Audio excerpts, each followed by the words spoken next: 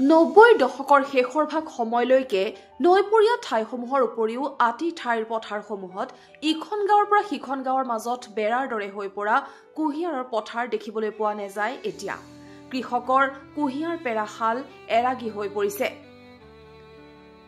কুঁহিয়াৰৰ ৰস, পুৰা কুঁহিয়াৰ, কেঁচা ৰস, পকা ৰস, লিকতা, গৰম গুড়ৰ জুতি লোৱা দিনবোৰ গ'ল। গাঁৱৰ 95% লোকেই কুঁহিয়াৰ খেতি কৰিছিল।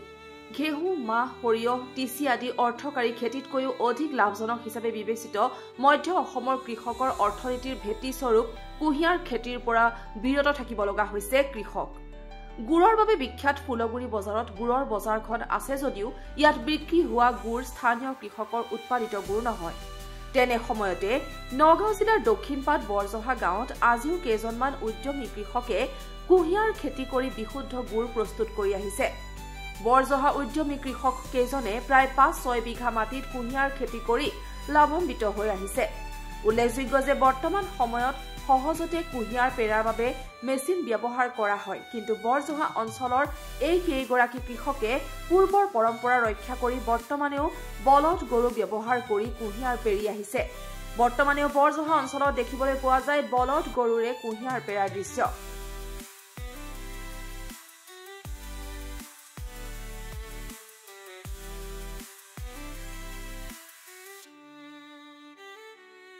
যি দৃশ্য এতিয়া দুৰ্লভ হৈ পৰিছে। বৰ্তমান সময়ত নষ্টালজিয়াত পৰিণত হৈছে গৰুৰে কুঁহিয়াৰ পেৰাৰ দৃশ্য। হয়, আমি 5জন মিলি ইয়াত কুঁহিয়াৰ খেতি কৰি আছোঁ। বৰ্তমান 5 বিঘা মাটি হ'ব। তাতে আমি ধৰক এই গৰু দিয়ে পেৰি থাকোঁ। যিহেতু খৰচাটো কম, তেল নালাগে, মবিল নালাগে, একো নালাগে, অলপ কষ্টটো বেছি হয় আৰু সেইটো কাৰণে গৰু দি কৰিলে আমি সেইটো মুনাফাটো বেছি পাওঁ। আৰু এই গুড় আমি প্ৰস্তুত কৰি তোমাৰ বিভিন্ন এলেকাত আমি পঠাওঁ। আমাৰ গুড়টো বিশুদ্ধভাৱে প্ৰস্তুত কৰা হয়, কোনো কেমিকেল নাই যিহেতু। আৰু সকলোকে আহ্বান জনাওঁ যে আমাৰ গুড়টো বিনা কেমিকেলত তৈয়াৰ হোৱা, কাৰোবাক লাগিলে আমাৰ লগত যোগাযোগ কৰি ল'ব পাৰিব। এয়া আমাৰ দেউতাকৰ বনাব পাৰে। আৰু বিশেষকৈ আমি দেউতাৰ লগততো দেউতা কৃষকেই আছিল, গতিকে দেউতাক মই বিশেষকৈ ডাঙৰ পুত্ৰ হিচাপে কুঁহিয়াৰ খেতি বা যিকোনো খেতিতে সহায় কৰি আছিলোঁ। আৰু এতিয়া বৰ্তমানলৈকে আমি সেই পৰম্পৰাটো ৰক্ষা কৰিয়ে আছোঁ। একেলগে 5জন কৃষক আছোঁ। যতীন কাকতি, জিতেন কাকতি, ডিম্বেশ্বৰ কাকতি, শচীন্দ্ৰ কাকতি আৰু মৃদুল কাকতি। 5 বিঘা মাটিত কৰিছোঁ। আমাৰ গৰু আছে, এতিয়াৰ পৰাই গৰু আছে, এতিয়ালৈকে আছে আৰু থাকিব।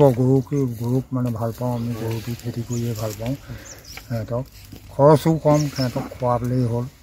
যিহেতুকে এখন ঘৰত খেতিৰ ওপৰতে নিৰ্ভৰ।